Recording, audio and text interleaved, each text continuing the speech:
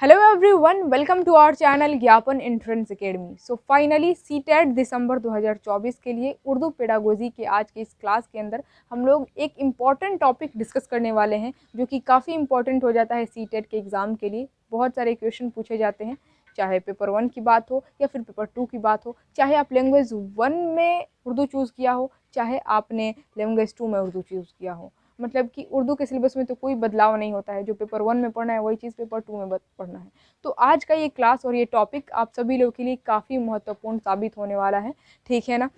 इस टॉपिक को जितना आसान हो सके उतना आसान बनाकर आप लोगों को बताने की कोशिश करूँगी। इस तरीके से समझेंगे कि किसी भी तरह का कोई भी डाउट नहीं रहेगा, और किसी भी तरह का क्वेश्चन सीटेट के एग्ज़ाम में पूछा जाता है इस टॉपिक से तो आप लोग छोड़ कर नहीं आएंगे, इतना बारीकी से और डीपली जाकर पढ़ेंगे। अब डीपली जाने का मतलब ये नहीं कि जहाँ से क्वेश्चन नहीं भी पूछा जाता है वो भी पढ़ो, जी नहीं।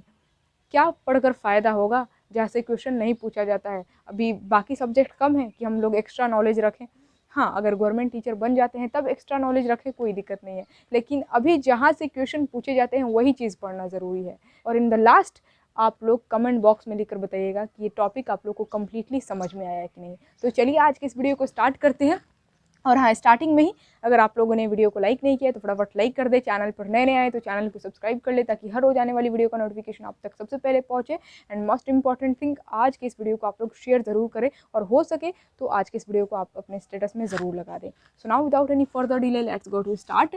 उर्दू पेडागोजी के आज के इस क्लास के अंदर जो टॉपिक हम लोग पढ़ने वाले हैं एकदम डीपली और विस्तार से, जो कि सीटेट के एग्ज़ाम के लिए इंपॉर्टेंट हो जाता है, उस टॉपिक का नाम है हक़ तालीम का एक्ट 2009। इसको इंग्लिश में कहते हैं राइट टू एजुकेशन एक्ट 2009, और हिंदी में कहेंगे शिक्षा का अधिकार अधिनियम 2009। अब यहाँ पर देखिए, बहुत सारे लोग गलती क्या करते हैं, आप ऐसी गलती बिल्कुल भी नहीं कीजिएगा। बहुत सारे लोग क्या करते हैं, जैसा कि इस टॉपिक को उर्दू ज़बान में भी पढ़ना है, हिंदी ज़बान में भी पढ़ना है और इंग्लिश ज़बान में भी पढ़ना है, शिक्षा का अधिकार अधिनियम हक़ तालीम का एक्ट 2009।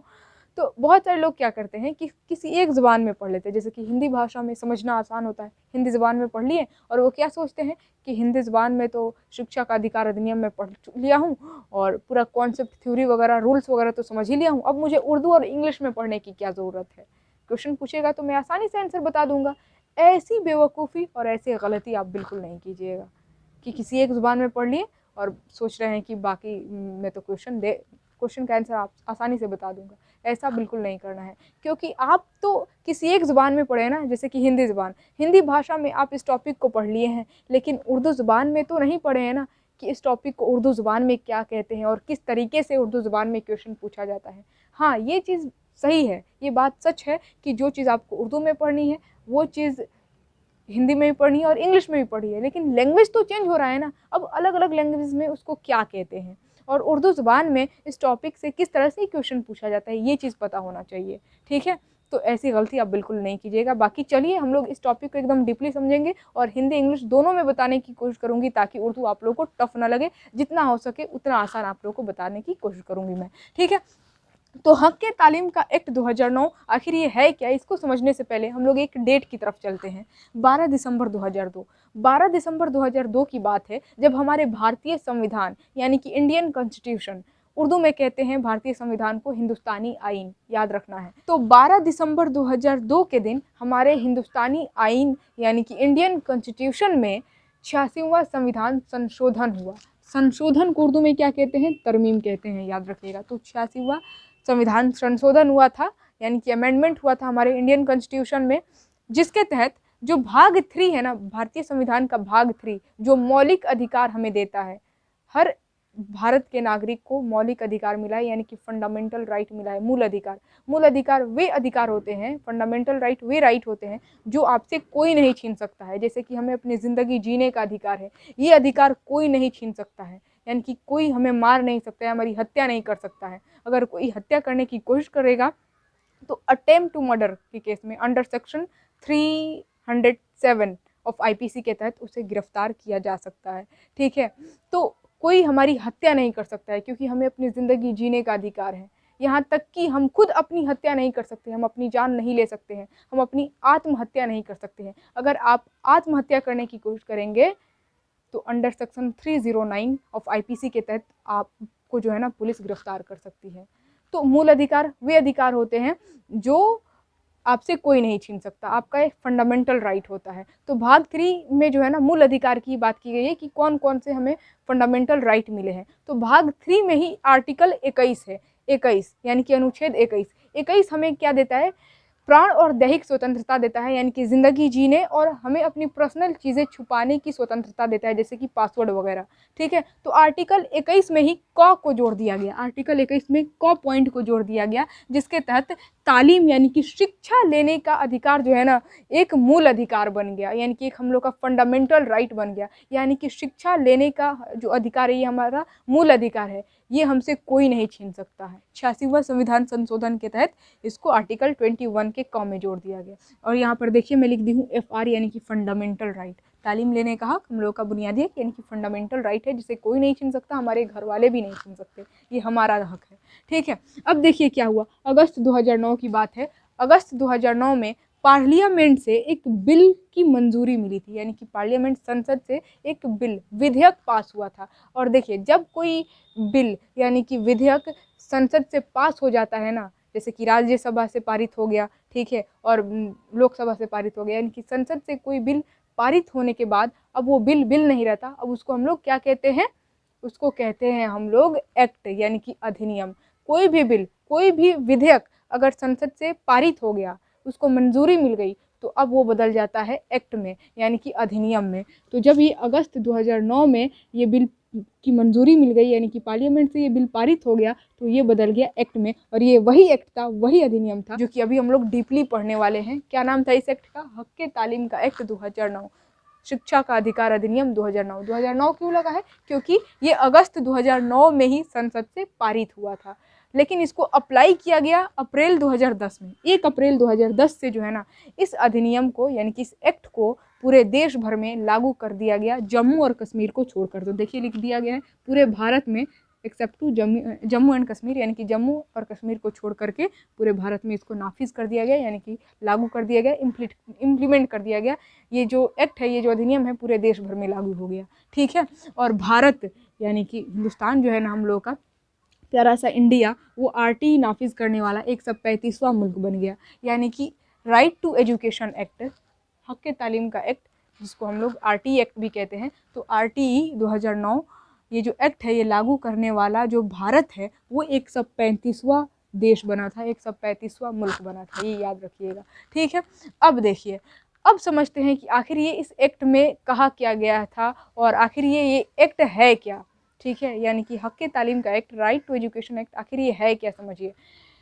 हक के तालीम का एक्ट ये एक ऐसा एक्ट है जो 6 से 14 साल के उम्र के बच्चों को मुफ्त और लाजमी तालीम हासिल करने का हक देता है। अब ज़रा इसको आराम से समझते हैं। हक के तालीम, देखिए नाम ही में हक और तालीम यानी कि शिक्षा, शिक्षा का अधिकार देता है हमें। ये जो एक्ट है ये एक ऐसा एक्ट है जो हमें शिक्षा का अधिकार देता है। कितने से कितने वर्ष के आयु के बच्चों को, तो 6 से 14, यानी कि 6 से 14 साल के जितने भी बच्चे हैं, 6 से 14 साल की उम्र के जितने भी बच्चे हैं, उन सभी बच्चों को ये जो एक्ट है वो शिक्षा लेने का अधिकार देता है कि वो मुफ्त और लाजमी शिक्षा हासिल कर सकते हैं। यानी कि मुफ्त मतलब फ्री और लाजमी मतलब अनिवार्य, मतलब लेना ही लेना है, मतलब वो शिक्षा का अधिकार कोई नहीं छीन सकता, किसी भी स्कूल में वो एडमिशन ले सकते हैं 6 से 14 साल की उम्र के बच्चे। ठीक है, फ्री और कंपलसरी, ये दोनों लफ्ज़ याद रखिएगा, मुफ्त और लाजमी, यानी कि फ्री और कंपलसरी, यानी कि शिक्षा लेना ज़रूरी है, कंपलसरी है, ठीक है, अनिवार्य है।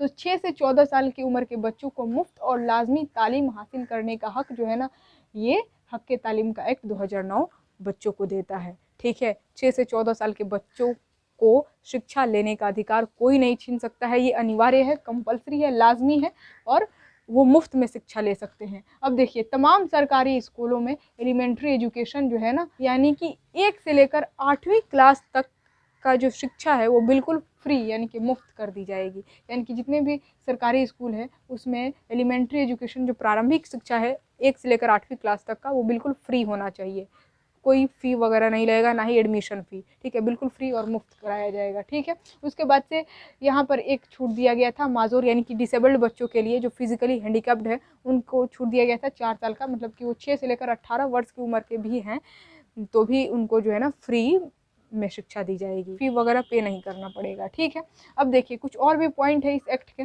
याद रखने वाला जिससे क्वेश्चन पूछे जाते हैं। जैसे कि प्राइवेट स्कूलों में 25% सीट जो है ना ईडब्ल्यूएस के लिए होनी चाहिए, यानी कि इकोनॉमिकली वीकर सेक्शन, ईडब्ल्यूएस के लिए 25%। ये प्राइवेट स्कूल की बात की जा रही है।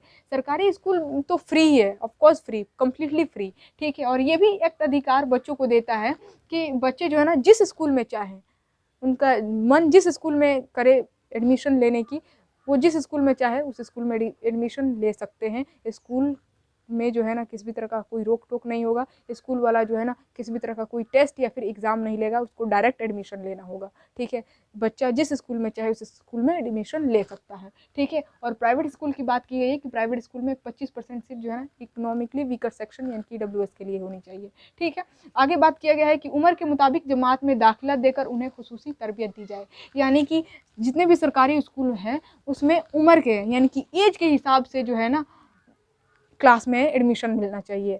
टेस्ट वगैरह या फिर एग्ज़ाम वगैरह लेकर क्लास में एडमिशन नहीं लेना है। किसी भी तरह का कोई भी टेस्ट या फिर एग्ज़ाम लेकर एडमिशन सरकारी स्कूल वाला आप लोग देखे भी होंगे नहीं देता है, डायरेक्ट एडमिशन हो जाता है। ठीक है, और वो उम्र के मुताबिक यानी कि एज के मुताबिक। अब मान लीजिए कोई बड़ा बच्चा हो गया है और उसकी पढ़ाई छूट गई 4-5 साल और उसकी उम्र बढ़ गई है, तो ऐसा नहीं है कि उसको पीछे के क्लास में ही एडमिशन दे देंगे। उम्र के हिसाब से जो है ना उसको क्लास में एडमिशन मिलना चाहिए और फिर उसको एक खसूसी तरबियत मतलब स्पेशल क्लास देकर इस तरीके से उसको मतलब पढ़ाया जाए कि बाकी जितने भी बच्चे हैं उसके लेवल तक ला दिया जाए। मतलब भले ही उसका उम्र बढ़ गया है, उसको पिछले क्लास में नहीं डालना है, उम्र के हिसाब से उसको क्लास में डालना है। और अगर वो पढ़ा नहीं है, उतना पीछे रह गया है, तो फिर उतना पढ़ाकर उसको बाकी सभी स्टूडेंट के, बाकी सभी बच्चों के बराबरी में लाना है। ठीक है, उसके बाद से आगे कहा गया है कि माजूर तलबा के स्कूल तक आमद और रिफत की जिम्मेदारी हुकूमत की होगी, यानी कि जो माजूर तलबा है, फिजिकली हैंडीकैप्ड है, डिसेबल्ड बच्चे हैं, उनके आने जाने की जिम्मेदारी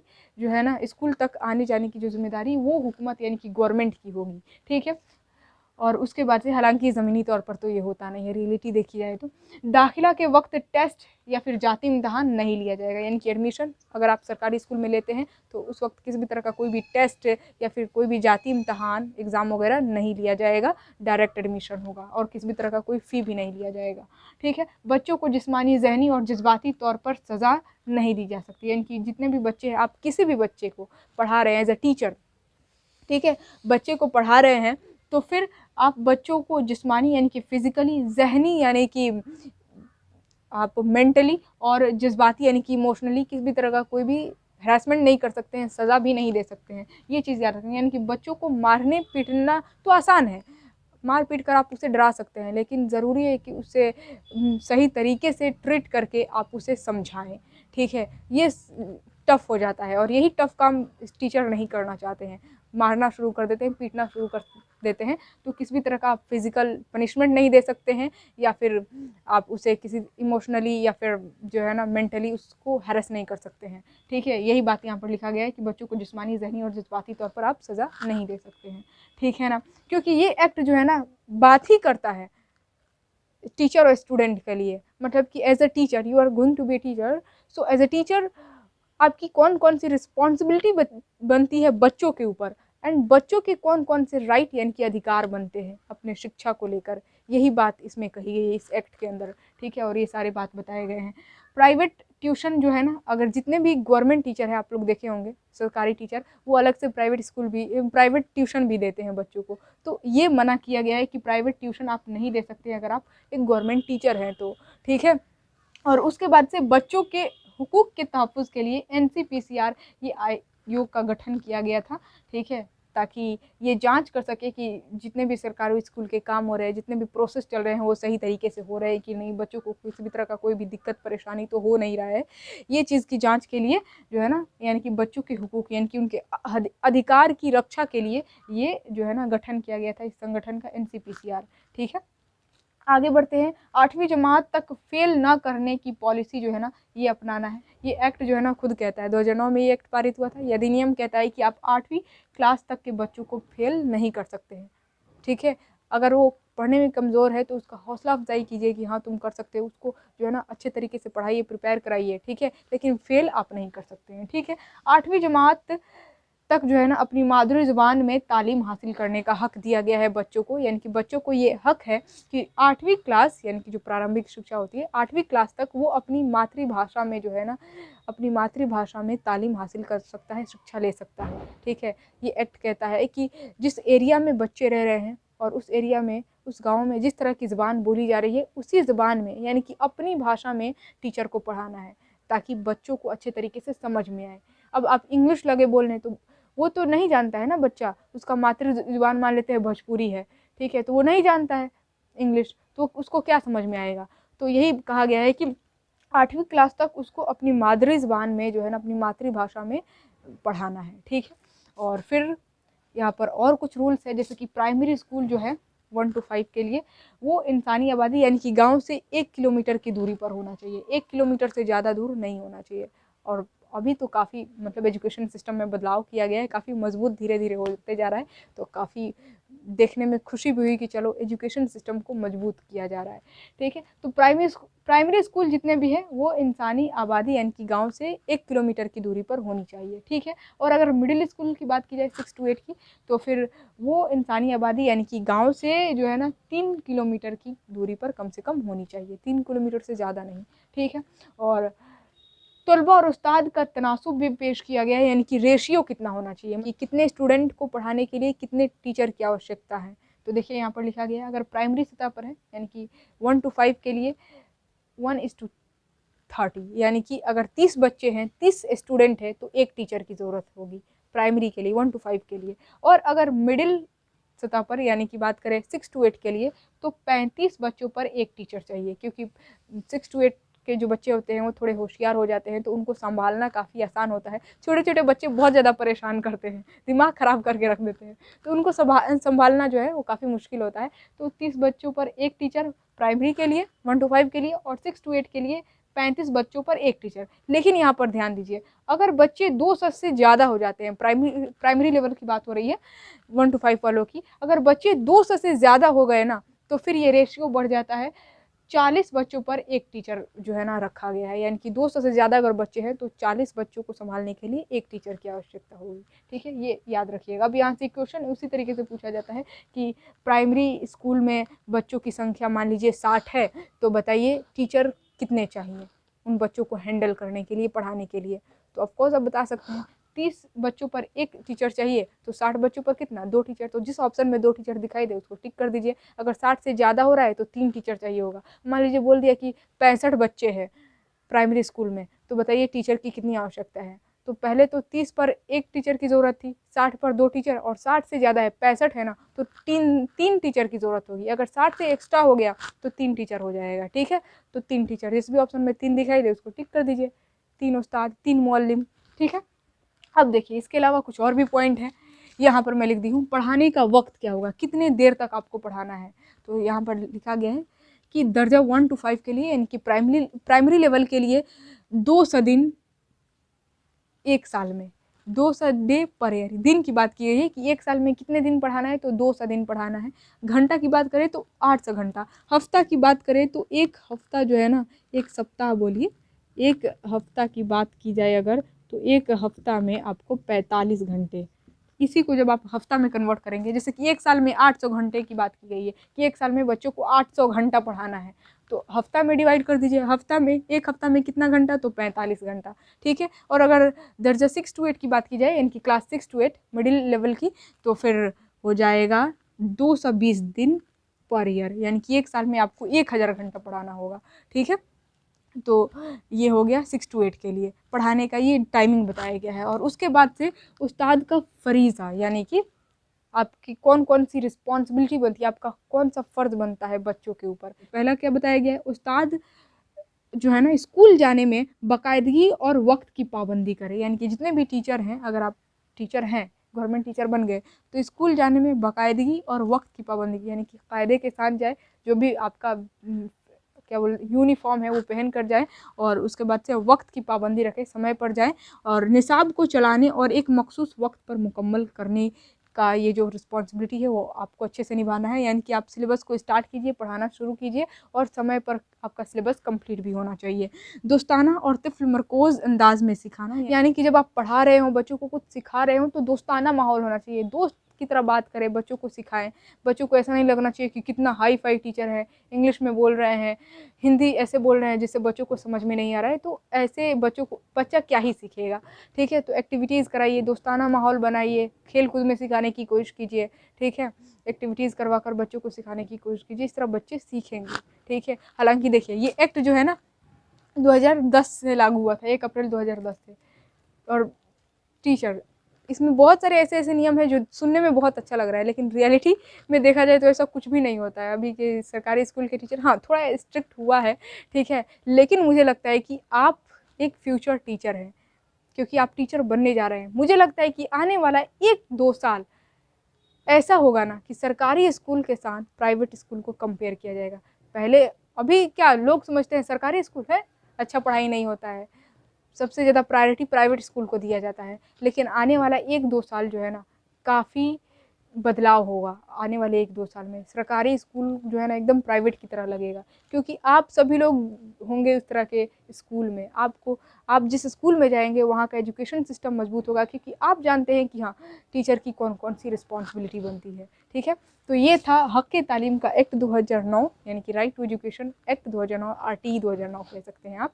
ठीक है, शिक्षा का अधिकार अधिनियम। आई होप आप लोग को उर्दू में समझ में आ गया होगा। बस इतना ही आप लोगों को जानना था। ये आप लोग आसानी से एक बार स्क्रीनशॉट लेंगे, मोबाइल में सेव कर लेंगे, और मोबाइल में सेव करके नहीं रखना है, अपने माइंड में सेव करके रखना है। ये हर एक पॉइंट आप लोगों को याद रखना है, ताकि क्वेश्चन पूछे तो आप लोग छोड़कर नहीं है। बस इतना ही था हक़ तालीम का एक्ट 2009 में। ठीक है, अब कोशिश की जाएगी कि इसका जो नेक्स्ट क्लास हो उसमें जो भी टॉपिक मैं आप लोग को पढ़ाऊँ और भी बेहतरीन ढंग से और ट्रिक के साथ आप लोग को बताया जाए। फिलहाल अगर आप लोग यहाँ तक स्क्रीनशॉट लेना चाहते हैं तो कोई दिक्कत नहीं, ले सकते हैं। अगर अभी तक आप लोगों ने वीडियो को लाइक नहीं किया तो फटाफट लाइक करें, चैनल पर नए हैं तो चैनल को सब्सक्राइब कर ले, ताकि हर रोज आने वाली वीडियो का नोटिफिकेशन आप तक सबसे पहले पहुँचे। एंड आई होप आप लोगों ने वीडियो को शेयर कर दिया होगा, स्टेटस ज़रूर लगा दे। सो आप स्क्रीनशॉट ले सकते हैं। चलिए आज के इस वीडियो को हम लोग यहीं पर एंड करते हैं। आज के सीटेट उर्दू पेडागोजी के क्लास में हम लोग हक़ तालीम का एक्ट 2009 यानी कि right to education act RTE 2009 को हम लोग समझे। किसी भी तरह का कोई भी डाउट है तो एक बार कमेंट बॉक्स में लिखकर पूछ लीजिएगा, और बाकी जो कुछ भी समझाया गया अगर समझ में आया है तो भी कमेंट बॉक्स में लिखकर बताना है, ताकि हमें तसल्ली मिले, संतुष्टि हो कि हाँ आप लोगों को चीज़ें समझ में आ रही है। ठीक है, और बाकी हम लोग इसके नेक्स्ट क्लास में मिलेंगे सीटेट के नेक्स्ट टॉपिक के साथ। तब तक के लिए जय हिंद और खुदा हाफिज़।